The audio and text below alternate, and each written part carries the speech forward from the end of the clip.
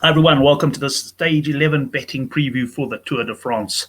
Well, it should be another one for the Foss men as we had yesterday, and let's take a look at yesterday's classification and see what happened there. Sam Bennett finally breaking his Tour de France duck. He got the win. He held on from a Foss finishing Caleb Ewan.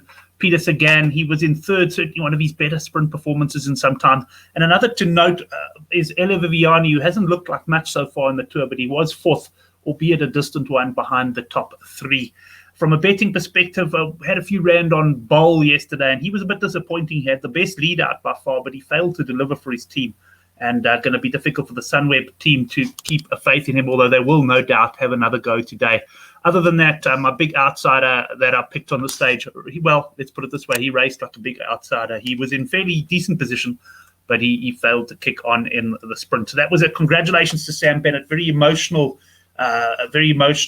interview afterwards, and you could just see how much this one meant to him. What it also means is we've got one hell of a green jersey race, and I'm going to talk about that when we go through the preview for today's stage. So let me move on there.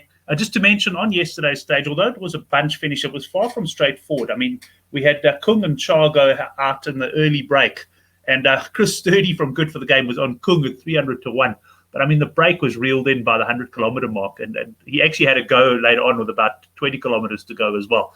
But there was no ways after that the break was going there because the peloton was so nervous because of the crosswinds. Now, unfortunately, the winds weren't hard enough in the end to really cause a difference, but it certainly caused plenty of tension, and we had a lot of crashes, quite a few guys going down in the stage. Let's though have a look at stage number 11. It's 167.5 kilometers. You'll see the profile is fairly flat. And I imagine we will this time get a fairly weak break that will go away. And I don't think they're going to be given a lot of leeway in terms of time. Probably 3 to 4 minutes maximum. The teams of Quickstep and Lotto Soudal look out for Tommy de Gent at the front of the peloton. They'll be looking to bring that back. Winding not expected to play any real role today. You can see it is a little bit lumpier. And the first point of real interest for me, okay, you get this Cat 4 climb here.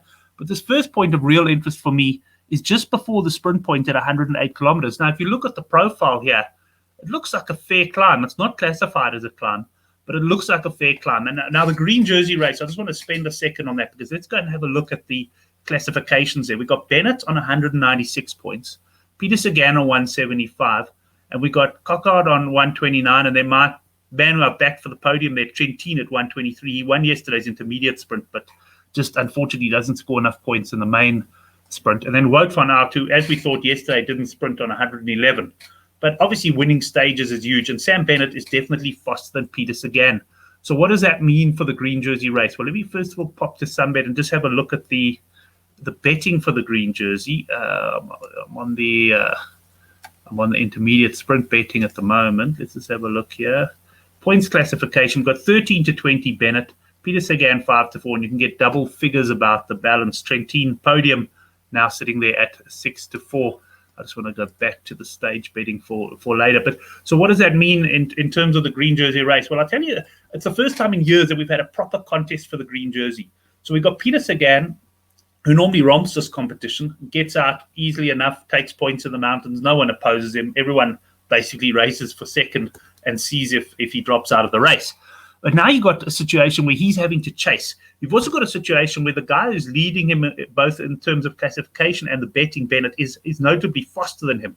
So every time they come to a bunch sprint together, whether it be an intermediate or an end of stage, you've got to expect Bennett is going to win that and pull further clear.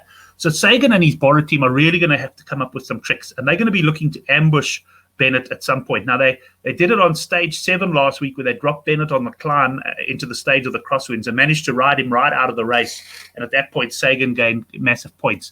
And the reason I'm spending a bit of time on this is I'm wondering whether anything is going to be tried on this little climb up here.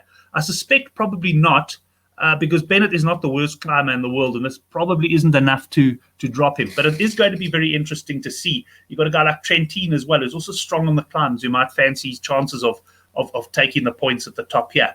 But yeah, so it's going to be very interesting. I do think that we may well see the break pulled in a little bit earlier than normal, and possibly so that the big boys can contest the sprint. In fact, it's going to be interesting to see what Quickstep make of that, because on the one hand, this is an opportunity to gain further points on Peter Sagan, but on the other hand, they want to save Bennett for the finish, and he's proven now that he can win stages. So this is going to be an interesting point to watch. I wouldn't say there's going to be too much entertainment in the early stages, but between sort of 100 and 110 kilometers, I would certainly want to watch that. So the intermediate sprint could be quite interesting, and Sunbet do have betting on the intermediate sprint, and I just want to go to that. Let's have a look here. I was on it, but now, of course, I moved off. So if we have a look, this is their stage betting. We'll come back to that later. The intermediate is what interested me here. We've got Sam Bennett 9-10, Peter Sagan 5-4, Matteo Trentin 11-4. Now Trentin has proved quite effective in these intermediate sprints, and one of the reasons is because Bennett and Sagan, for example, don't always go full stick at these, knowing that there's a stage finish to come.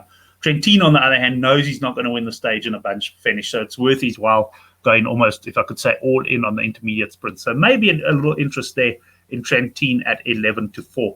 Let's look at the stage betting though. I'll just pop to World Sports Betting here, and we've got 19-10 Sam Bennett, Caleb Ewan 9-4. They're definitely the two fastest guys in the race. Case Bolwell, if he can get it right today, he's 9-2. Vote Van Aert 8-1. I think there's more chance of Vote sprinting today than yesterday, because I don't think today is going to be a stage where he has to do too much work. So there is a chance he sprints at the end. Yesterday's finish was also quite a dangerous one. It was pretty narrow. There was no ways that Jumbo-Visma were going to let him sprint. But today I think he might, in which case 8-1 obviously could appeal. Sagan, he showed better legs yesterday. He's 12-1. This column on the right here is for a top 3 finish. I think Sagan could be a decent punt, maybe for top 3 today, 22-10. Mats Pedersen, you're never sure if he's sprinting. He did sprint yesterday for the Trek team, but there's certainly a chance they could pick Tiens or Staven or whatever today. And Viviani at 20-1. Not much point going below that, although you've got to say that if Alexander Kristoff can reproduce his form of stage 1, then that 40-1 is going to be a pretty big price about him. But he generally likes a tougher stage than the one we've got served up now. So I do think it's potentially a match race here between Bennett and Ewan. Obviously, there's people who can spoil the party, but I think Bennett is the bet here at 19-10. You can get 2-1 for him there on Sunbet, but World Sports Betting do have that special, which I brought up right at the start of the show, where you get your money back in the form of free bets should he run second.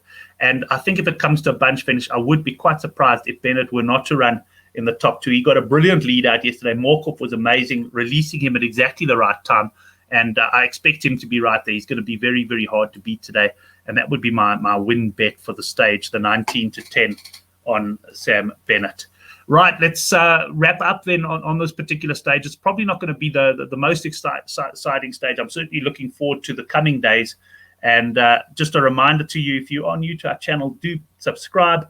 And you can also, in the section below, you can go and see the Good for the Game forum thread where other punters place their bets, as well as a subscription to our sort of weekly newsletter that comes out purely for the Tour de France. But here's my bet then. Stage 11, 1 unit on Bennett to win at 19-10 at WSB. Should be a quietish one today. I'm looking forward to that intermediate sprint, and I'm looking forward to the Stage 12 preview, and I'll see you tomorrow for that.